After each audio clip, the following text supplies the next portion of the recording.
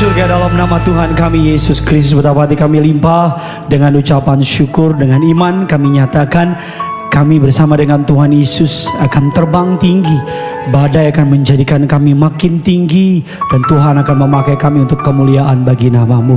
Terima kasih untuk pemakaian-Mu atas tim pujian penyembahan. Pakai juga hamba-Mu pada siang menjelang sore hari ini untuk menyampaikan Injil Kerajaan Surga.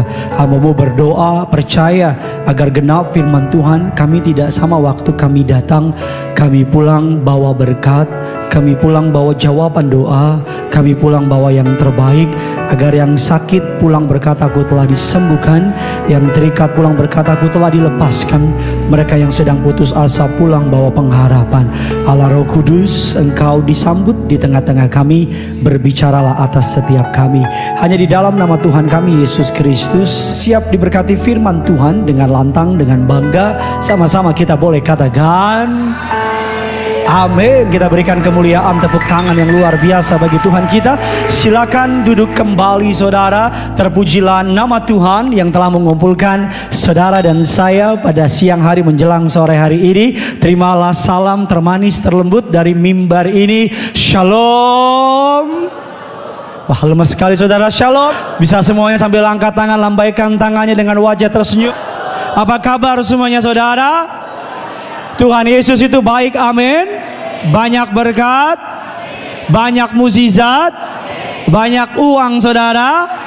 Coba yang bangga punya Tuhan Yesus boleh lambaikan tangannya. Kalau saudara nggak keberatan boleh kasih salam kiri kanan saudara. Katakan saya senang duduk di samping kamu. Ayo bilang saudara, saya senang duduk di samping kamu. Puji Tuhan, cukup kiri kanan, nggak perlu sampai belakang saudara. Sebelum kita masuk dalam firman Allah, izinkan saya memberikan saudara kabar yang luar biasa. Termasuk Anda, hari ini saya akan lebih mendalami lagi tema minggu lalu. Saya beri judul tema khotbah hari ini adalah The Ordinary for the Extraordinary, yang biasa dipakai untuk perkara luar biasa. Saya ulang lagi, yang biasa dipakai untuk perkara luar biasa. Bilang kiri kanan saudara, Tuhan pakai kamu luar biasa.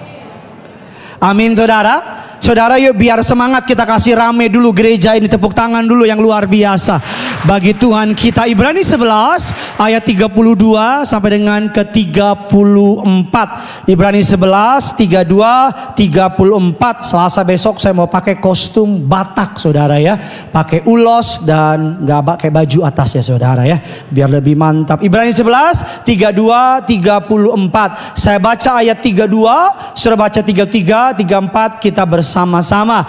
Dan apakah lagi yang harus aku sebut?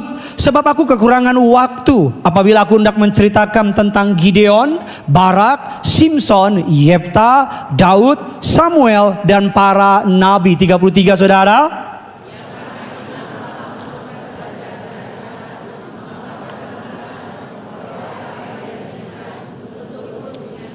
Ayat 34 sama-sama kita baca 32 ya.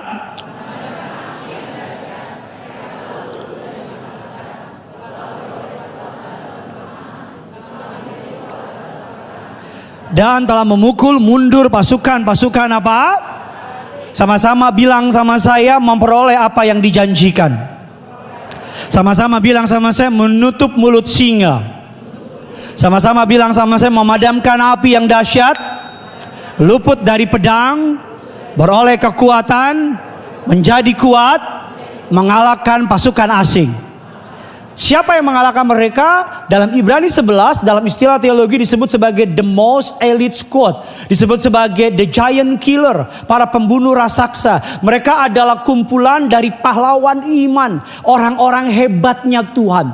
Apa persamaan antara Gideon, Barak, Simson, Yefta, Daud, Samuel, dan para nabi? Kesamaannya satu, mereka orang biasa. Sama-sama bilang sama saya, mereka orang biasa. Mereka masih makannya nasi sama beras saudara. Kecuali mereka makan beling, maka mereka kuda lumping. Mereka orang biasa. Tapi orang biasa ini melakukan perkara luar biasa. Orang biasa-biasa ini dipakai Tuhan melakukan perkara yang extraordinary, perkara yang di luar bayangan kemampuan mereka pada umumnya. Kita akan melihat satu contoh di Alkitab saja karena waktunya nggak cukup. Kita akan melihat di tokoh namanya Gideon. Ini Gideon bukan karena saya narsis, tapi karena saya suka banget kisah Gideon. That's why Tuhan kasih nama saya Gideon. Gideon, mari kita lihat firman Allah dalam Hakim-Hakim 6 ayat 11 sampai dengan ayatnya yang ke-34. Kemudian datanglah malaikat Tuhan dan duduk di bawah pohon Tarbartin di Ofra, kepunyaan Yoas orang Abiezer itu. Sedang Gideon anaknya mengirik gandum dalam tempat pemerasan anggur agar tersembunyi bagi orang Midian. 12 saudara.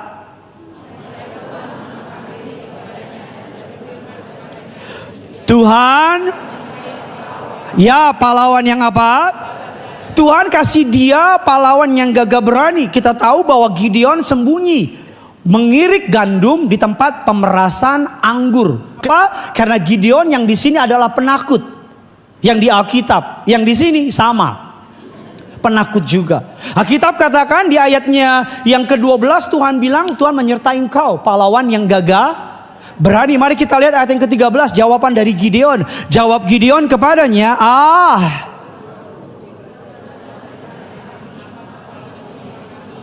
dia nggak percaya. Bahkan dia bilang, kalau memang Tuhan ada, kenapa hal ini terjadi? Lanjut, di manakah?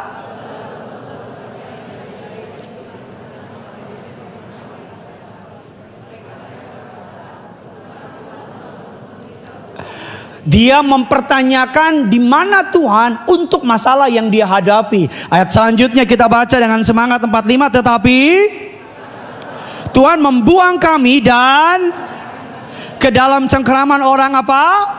Dia bukan saja nggak percaya, bukan saja penakut, tetapi dia menyalahkan Tuhan atas keadaan yang Gideon dan kaumnya bangsa Israel alami. Yang ngerti bilang amin dulu. Nah, mari kita akan belajar pada hari ini, saudara. Apa saja karakteristik champion of faith yang ditulis dalam Ibrani 11, dan apa karakternya, apa cirinya, dan bagaimana cara Tuhan memakai mereka. Yang pertama, kebenaran yang bisa saya bagikan sama saudara. Yang pertama, bahwa Tuhan memakai orang-orang biasa. Sama-sama bilang sama saya, orang biasa dipakai Tuhan. Tuhan gak pernah memakai orang yang luar biasa. Dia baru luar biasa setelah Tuhan pakai. Tadinya apa? Tadinya nobody, nothing, zero, kecil. Tapi ketika dipakai Tuhan, mereka jadi luar biasa. Saya ngucap syukur, Alkitab penuh dengan orang-orang biasa yang dipakai Tuhan secara luar biasa. Karena kalau Alkitab penuh dengan orang-orang luar biasa, bagaimana kita bisa merelate sama hidup kita? Betul apa tidak? Kalau Alkitab penuh dengan orang-orang sempurna, saya rasa kita gak akan mau jadi orang Kristen. Tapi justru karena Alkitab penuh dengan orang-orang biasa yang dipakai Tuhan luar biasa, makanya ketika kita baca Alkitab, kita relate. Karena kita merasa Gideon sama kayak kita. Apalagi saya sama-sama Gideon. Mari kita akan melihat firman Allah dalam Hakim-Hakim 6, 14, 15. Bear with me, sabar sebentar. By the grace of God, pulang dari tempat ini saudara diberkati Tuhan luar biasa. Ya, kasih tepuk tangan dulu yang luar biasa. Karena pace-nya akan sedikit pelan-pelan, tapi saudara pulang, I'm sure saudara pasti diberkati Tuhan. Hakim-Hakim 6 ayat 14 dan ke-15. Lalu berpalinglah Tuhan kepadanya dan berfirman apa?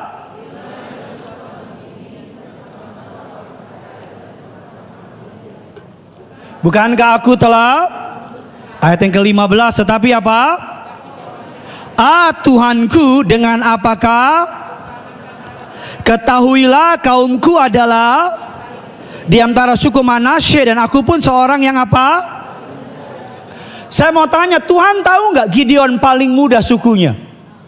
Tuhan tahu nggak Gideon paling muda di sukunya? Lalu kenapa Gideon memberitahukan kelemahannya kepada Tuhan? Seakan-akan Tuhan have no clue. Seakan-akan Tuhan gak ngerti. Ada banyak dari kita ketika Tuhan mau pakai, kita menyodorkan berbagai macam alasan untuk membuat Tuhan mundur dari kita. Padahal sebelum Tuhan memilih kita, Dia sudah tahu seluruh kehidupan kita.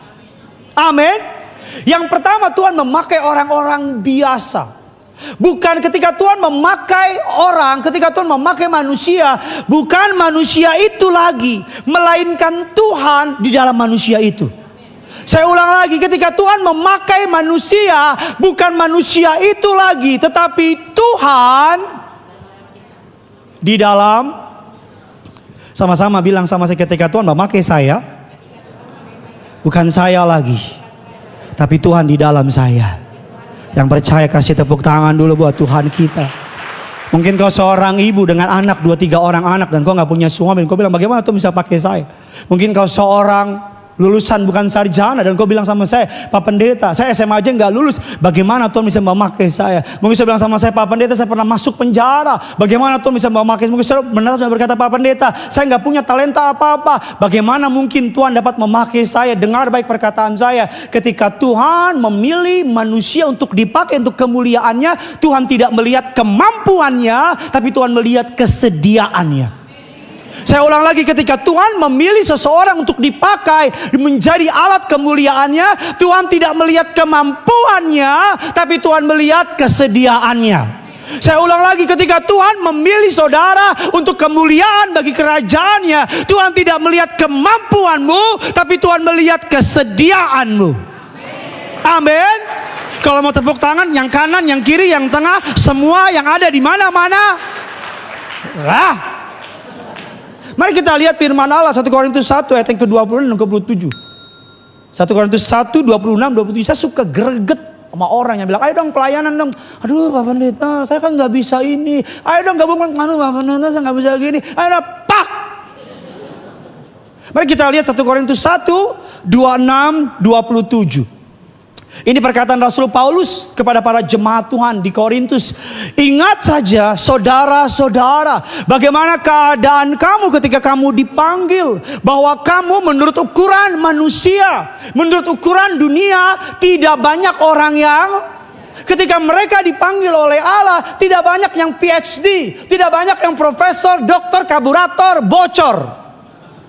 Tetapi menurut ukuran manusia tidak banyak yang bijak. Menurut ukuran manusia tidak banyak yang tidak banyak yang punya jabatan. Tidak banyak orang yang terpandang, artinya tidak banyak orang kaya. Buat apa kaya? Tapi dipanggil Tuhan gak mau melayani. Buat apa pinter? Tapi dipanggil Tuhan tidak mau melayani. Buat apa punya jabatan, jenderal, you name it. Tapi dipanggil Tuhan tidak mau melayani. Buat apa pendeta teriak-teriak dan kau tidak jawab saya. Berhenti mendiskualifikasikan dirimu. Berhenti menganggap dirimu gak bisa. Karena ketika Tuhan mau pilih saudara, Tuhan tidak pernah terganggu dengan kelemahanmu, dengan kemampuanmu. Yang Tuhan minta, mau gak? Halo? Tuhan gak perlu, saudara gak perlu membriefing Tuhan dan bilang, Tuhan you know what, saya kan begini, saya kan begitu. Tuhan bilang, hey I create you, aku yang ciptain kamu. Tutup mulutmu, kamu gak usah informasikan apa-apa. Saya tahu kamu, kata Tuhan. Rasa jadi choir aja lagi, ya udahlah. Amin. Ketika Tuhan memilih seseorang, Allah tidak melihat kemampuan orang itu,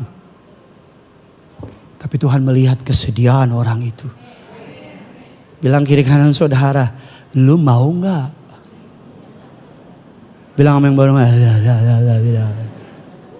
amin. Terlalu banyak orang mencari alasan. Aduh Tuhan, nanti deh Tuhan kalau udah 60 tahun baru melayani. Udah 60 nanti deh Tuhan udah 70 tahun, 70 tahun baru melayani. Mau jadi apa lu? Jadi choir. Lo lompat juga nyawa lu. Amin. Mari kita melihat beberapa kebenaran Dikatakan demikian, ketika Tuhan memilih seseorang, dia tidak melihat pendidikan orang itu. Yang Tuhan minta adalah relationship. It is not scholarship, it is relationship. Ikut Tuhan, Tuhan gak cari hanya orang pintar. Betul kepandaian dapat dipakai Tuhan, tapi Tuhan lihat buat apa pandai, tapi gak mau. Amin. Dikatakan Tuhan tidak melihat your ability. Yang dia lihat adalah, are you availability. Buat apa mampu, tapi gak tersedia. Tuhan tidak melihat keterkenalanmu, tapi Tuhan melihat imanmu. Saudara mau tahu gak Gideon Simanjuntak dipakai Tuhan? Ini bukan karena Gideon pinter. No. Yang lebih pintar dari Gideon banyak. Yang lebih hebat dari Gideon banyak. Sesederhana, saya mau. Saya apa? Mau. Saudara boleh lebih pintar dari saya. Saudara boleh lulusan S1 bulan, S2 Neptunus, S3 Black Hole. Tapi kalau nggak mau, buat apa? Setiap kali Tuhan memilih seseorang, Tuhan tidak melihat kemampuan orang itu, tapi Tuhan melihat kesediaan orang itu. Amin. Kalau kamu mau, kecil buat Tuhan. Pakai kamu. Makanya ada sebuah kisah, ini this true story. You can Google it. Ada seorang pianis, violin. Violin itu namanya violin apa ya? Kan kalau piano namanya pianis.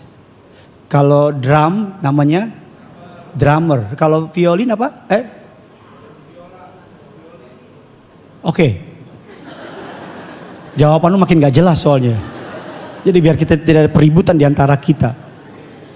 Dia apa Bapak Ibu? Dia main di sebuah konser. Waduh, semua orang tepuk tangan karena merdu sekali. Dan penonton bilang gini, oh dia mau merdu karena violanya, karena violinnya yang mahal. Makanya dia bisa merdu mainnya. Dengar perkataan itu, pemain dari viola ini saudara, dia patahin tuh violanya. Brak gitu.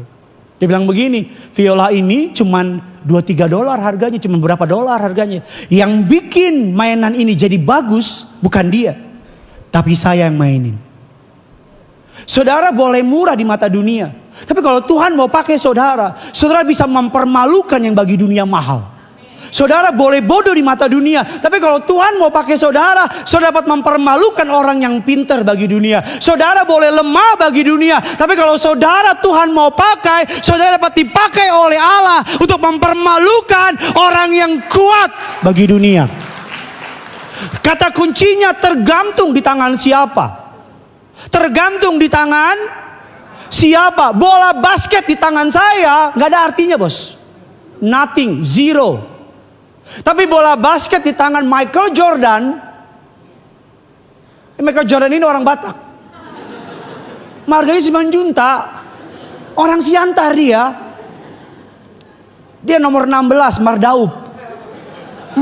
Istrinya Boru Pangaribu. Jadi mereka itu tulang. Memang beriman sama orang gila beda tipis memang. Bola basket di tangan Michael Jordan beda. Tergantung di tangan siapa. Raket di tangan Gideon Simanjuntak, raket cuma buat ngambil nyamuk. Nget. Tapi raket di tangan Venus William ratusan juta dolar. Tongkat di tangan Gideon ngejar tikus. Tapi tongkat di tangan Musa yang membelah laut yang teduhkan.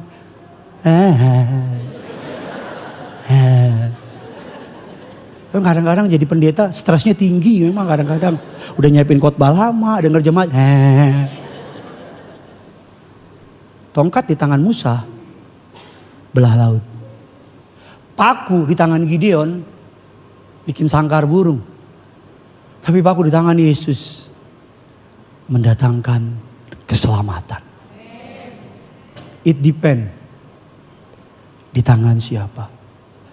Berhenti mendiskon dirimu. Berhenti mendiskualifikasi dirimu. Berhenti berkata aku kurang ini, aku kurang ini. Tuhan kalau panggil gak mungkin salah. Saya ulang lagi. Kalau Tuhan udah panggil gak mungkin salah. Saya ulang lagi yang kanan. Belum, tahan. Kalau Tuhan udah panggil gak mungkin salah.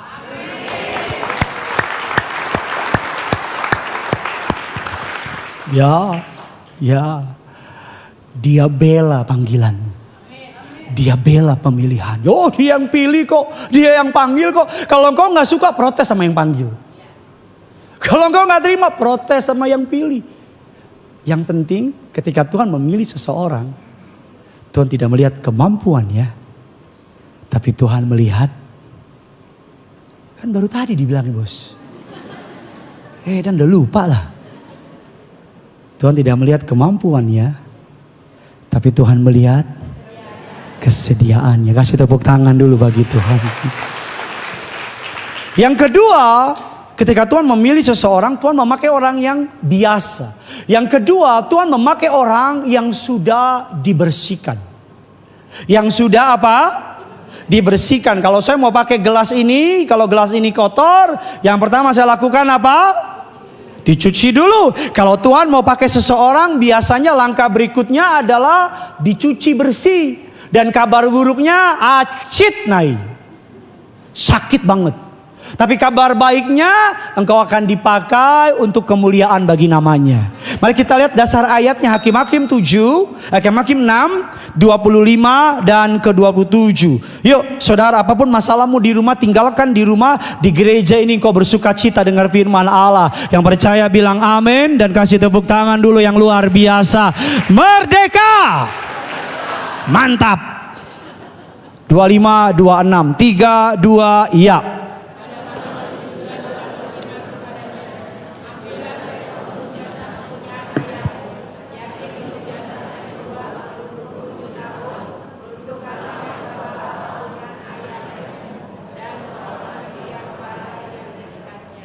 Ayat 26.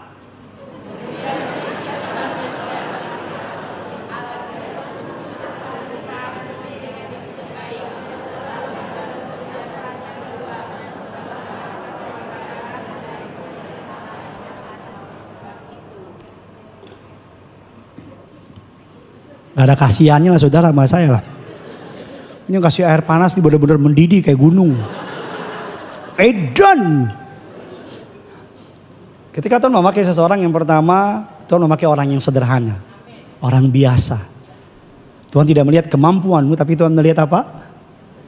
Kesediaanmu. Yang kedua, Tuhan memakai orang yang sudah dia bersihkan. Saya suka banget kalimat yang demikian. Pada malam itu juga. Siang atau sore Allah bilang I choose you, aku pilih kamu. Tapi pada malam, sama-sama bilang sama saya, pada malam itu juga. Tuhan suruh apa sama Gideon?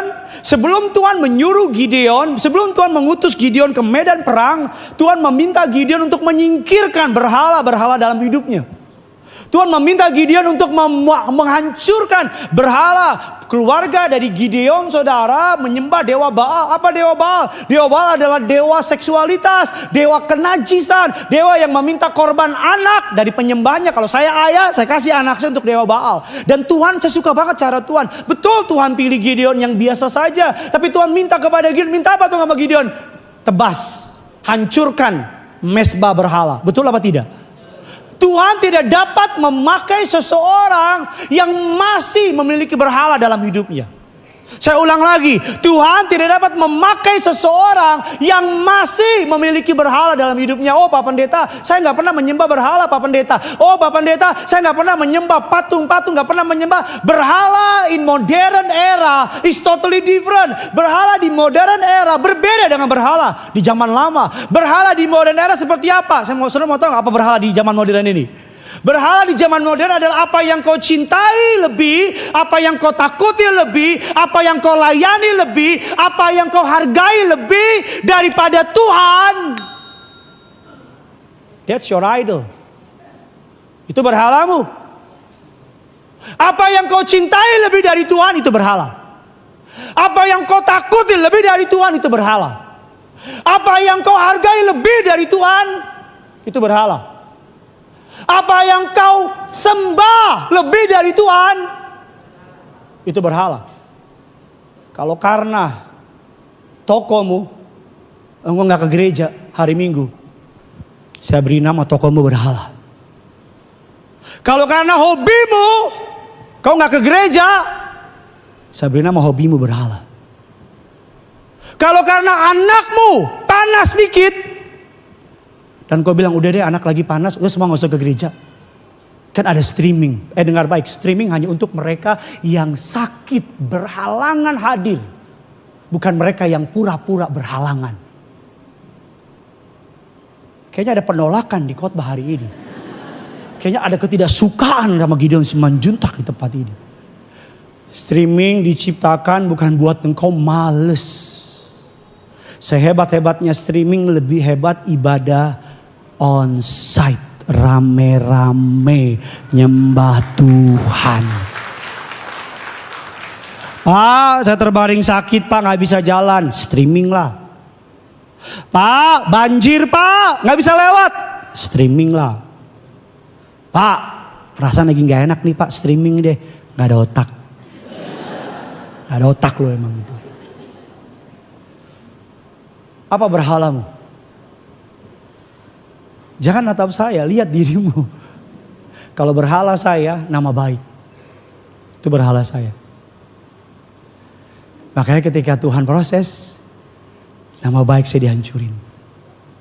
Saya teriak sama Tuhan. Saya bilang, Tuhan, I am your servant. Mulai deh, saya kan pendeta, tahu ayat. Saya kutip ayat. Bukankah firman-Mu berkata, kau besertaku, maka kuatlah jiwaku. Tuhan, saya pendeta.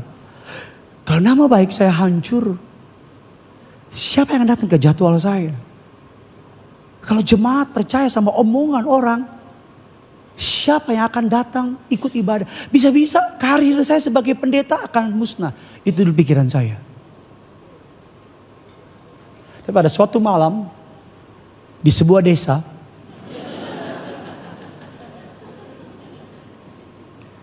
saya sama istri nangis. Saya bilang gini sama Tuhan. Bikin Jo. Buat. Saya tunduk sama kedaulatan-Mu. Cuma minta satu Tuhan. Jangan tinggalin saya. Yang saya lupa bahwa jemaat itu milik Tuhan. Yang saya lupa, kalau hati saya beres sama Tuhan, Tuhan jauh lebih sanggup untuk gerakin hati saudara di malam minggu dan bilang gini, kita ibadah di mana ya? Terus Roh Kudus bilang di hati, Gideon. Terus istrimu bilang, yang lain deh. Suami bilang, Gideon. Mama juga mikir Gideon sih. Dan kau datang ke Gideon. Tapi kan Gideon begini, gak tahu. Lihat Gideon kayaknya ada manis-manisnya gitu.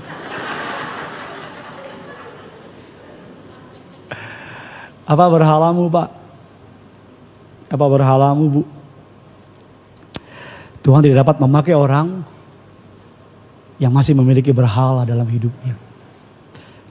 Ada orang berhalanya bisnis. Ada orang berhalanya suaminya. Ada orang berhalanya istrinya. Ada orang berhalanya pendetanya. Ini Tuhan Yesus, pendetanya di atas. Iya. Ada orang berhalanya bosnya. Ada orang berhalanya pencapaiannya. Ada orang diem doang, ada. Tepatnya diem semua. Mirip kamar mayat, diem. Ada anak muda idola berhalanya siapa? K-pop. Kalau lihat K-pop,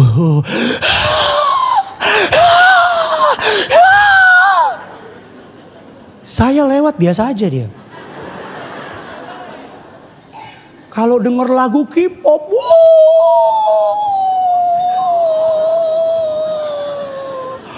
are you like that? Ping ping ping ping ping ping. Are you like that? Tararat. Tararat. Rat. Oh, denger lagu K-pop, Blackpink in your area. Blackpink. Opa, ini. Gua makan lu, mentang-mentang tadi pendeta dari Korea, awas lu. Iya, ada orang berhalanya Korea, denger lagu Korea, K-pop, tapi di gereja denger lagu rohani, bukan terbang,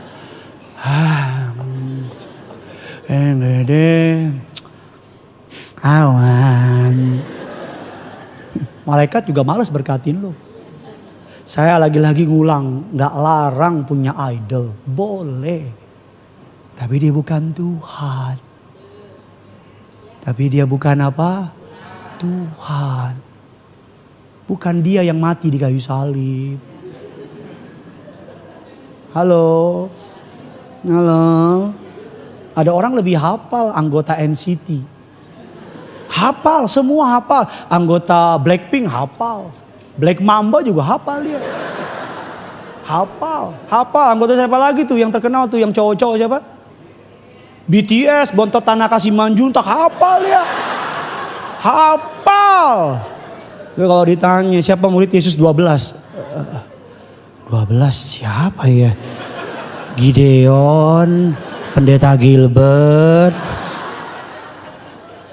Ini kalau saya panggil atu-atu nih, coba siapa murid Yesus 12? Pasti kan bingung kan kau? Kalau disebut coba siapa anggota line up Manchester United? Oh, langsung pada kiper Andre Onana. Onana, what's your name?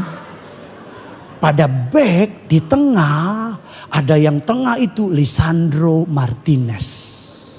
Di sebelah kiri, saya mau sebut ketahuan, saya juga hafal soalnya. Berhala. Saya suka banget sama bola. Suka banget. Dulu saya malam minggu rela gak tidur untuk nonton bola. Tapi minggunya pelayanan kayak zombie. Sampai suatu hari Roh Kudus dengan lembut negur saya. Emang boleh ya? Pelayanan kurang tidur. Roh Kudus bilang di hati saya, jangan ya dek ya, jangan ya, jangan ya dek ya, jangan ya, jangan ya dek ya. Sekarang saya kalau malam saya nggak nonton, saya nonton rerunnya. Karena bagi saya Tuhan jauh lebih penting daripada sepak bola. Karena kalau saya punya masalah, saya gak bisa, tolong. Cristiano Ronaldo tolong saya. Messi help me. Yang ketiga, sambil saya undang pemain bola. My bro Yosia bisa bantu saya. Yang ketiga, Tuhan memakai orang yang apa? Yang pertama Tuhan memakai, sabar dulu dong poinnya, cepat amat ini si lontong satu ini. Tuhan memakai orang biasa. Setiap kali Tuhan memakai orang, Tuhan tidak melihat kemampuannya, tapi Tuhan melihat apa? Kesediaannya. Yang kedua, Tuhan memakai orang-orang yang apa? Sudah dibersihkan. Apa berhala dalam hidupmu, hancurkan dan bangun mezbah yang baru, yaitu Tuhan yang menjadi satu-satunya. Alkitab bilang dia Allah yang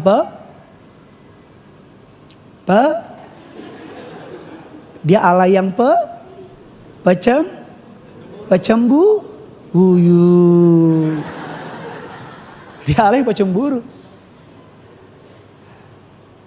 Kalau anakmu lebih penting dari Tuhan, suatu hari kau jangan marah kalau diambil. Kalau bisnismu lebih penting daripada Tuhan, kau jangan marah kalau diambil. Karena dia pecemburu. Dia tidak ada mau Allah lain di hatimu kecuali Yesus. Termasuk saya pendeta. pelayanan tidak boleh lebih penting dari Tuhan. Yang melayani Tuhan, jam doa harus jalan jam doa. Jangan tukar jam doa dengan alasan pelayanan. Aduh udah pelayanan, saya pelayanan sampai malam. Udah sampai di rumah kadang-kadang capek mau tidur. Langsung kan udah pelayanan seharian. Tapi Roh Kudus bilang di hati saya, pelayanan is pelayanan. Hubungan sama aku, hubungan sama aku. Jadi mau ngantuk sengantuk-ngantuknya ya relationship with God.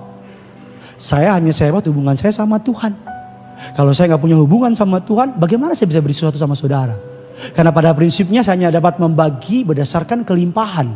Kalau hati saya gak limpah sama Tuhan. Yang ketiga, yang terakhir, Tuhan dapat memakai orang-orang yang pemberani. Kita gampang saja ingat ayatnya. Tuhan memberikan 32.000 pasukan mendampingi Gideon. Yang ngerti, yang ingat ayatnya bilang amin. 32.000 orang yang mendampingi siapa? Gideon. Alkitab bilang musuhnya Midian itu kurang lebih 200.000 orang. Saya mau tanya, 32.000 lawan 200.000 orang itu kurang banyak atau kurang banyak banget? Gideon aja lihat 32.000 orang udah gila. Ini gimana mau menangnya? Di Alkitab saudara enggak ada, Alkitab saya ada. Dan yang hebatnya lagi, Tuhan bikin apa sama Gideon? Tuhan bilang gini, terlalu banyak. Terlalu apa? Terlalu banyak. Kalau saya jadi Gideon, Tuhan bilang, kalau saya jadi Gideon saya akan bilang sama Tuhan, Tuhan gimana? Itu 200.000 nih, ini 32.000 nih. Makanya matematikanya Tuhan sama matematikanya kita jangan digabung, bos. Nggak nyambung. Akan datang dalam hidupmu kau lagi susah, tapi Tuhan suruh berkatin orang lain. Dan kau mulai bilang gini, kan gue lagi susah. Gue berkatin orang gitu aneh. Yang mana gue ditolong dong. Kau lagi butuh duit dan tiba-tiba datang orang, boleh pinjam duit nggak? Yang kau bilang, Tuhan kayaknya salah dengar doanya deh Tuhan deh. Yang mau minjem gue Tuhan. 32.000. Musuhnya 200.000 lebih. Tuhan bilang apa sama Gideon? Yang takut suruh pulang. Gideon pikir yang pulang dikit. Gideon pikir dikit. Gideon bilang gini. Gideon naik di mimbar dengan pede. Yang takut pulang. Alkitab bilang, Bu, Pak, 22.000 yang pulang. Terus Gideon bilang, enggak, maksudnya begini nih. Ini biar jelas dulu nih, kata Gideon nih. Yang benar-benar takut. Kamu mah berani, ayo. Sisa berapa? 10.000. Gideon pikir, ya lumayan deh 10.000. Tuhan bilang, no, terlalu banyak. Tuhan bilang apa sama Gideon? Bawa ke sungai. Yang minum kayak anjing suruh pulang. Gideon pikir yang minum kayak anjing cuma 5 atau 6. Ternyata Pak Bu, woi. Semua begini. Jumlahnya berapa Pak Bu? 700.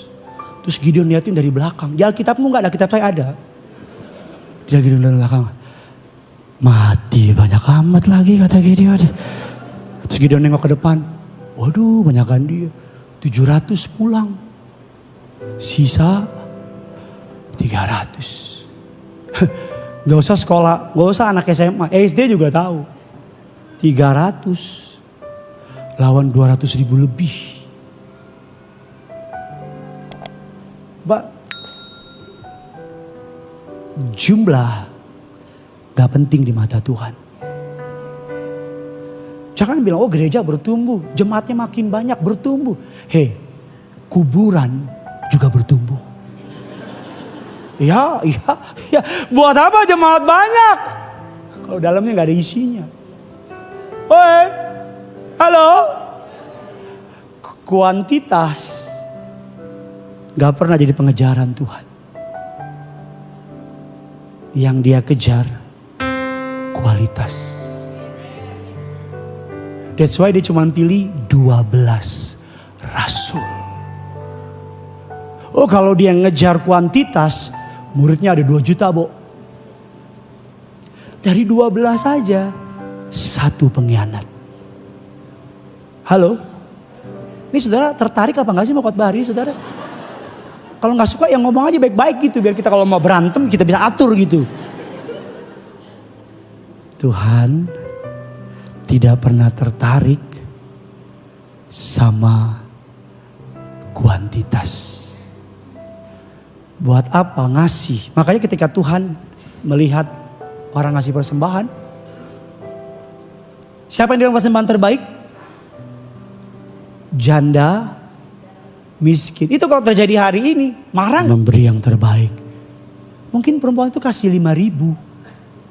Tapi ada donatur kasih 1 miliar. Ada yang kasih 100 juta. Karena lagi-lagi di mata Tuhan bukan uangnya. Bukan jumlahnya. Tapi motivasinya. Halo? Tapi apa? Motivasinya. Suaramu boleh bagus, tapi kalau motivasimu untuk mementingkan diri sendiri, Tuhan bilang aku gak berkenan. Tapi suaramu boleh nada kemana itu kemana. Tapi Tuhan bilang hatimu tulus, aku pakai kamu. Sekarang gereja mulai lupa ini. Orang pikir gereja yang sehat adalah gereja yang ramai. Sehingga kalau gereja yang jemaatnya gak banyak dibilang Tuhan gak ada. Enggak. Bukan berarti yang ramai Tuhan gak ada. Jangan dibalik-balik. Jemaat ramai juga pertanda Tuhan pakai jemaat tersebut. Tapi yang mau saya bilang begini. 32.000. Sisa 300. Ini gambaran apa? Akhir zaman. Banyak yang terpanggil, sedikit yang terpilih. Tuhan gak akan pakai penakut. Gak akan. Tuhan gak akan pakai pengecut. Tapi Tuhan akan memakai orang-orang yang berani. Selamat hari Minggu. Tuhan Yesus mengasihi saudara.